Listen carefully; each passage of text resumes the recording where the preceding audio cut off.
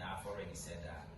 I mean, the game sometimes when it gets to a tight stage like this, it's all about the mind. So what the mind feeds on can also affect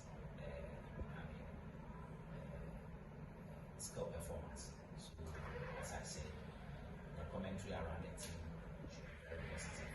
The commentary is not positive, it gets into them. I spoke with them yesterday.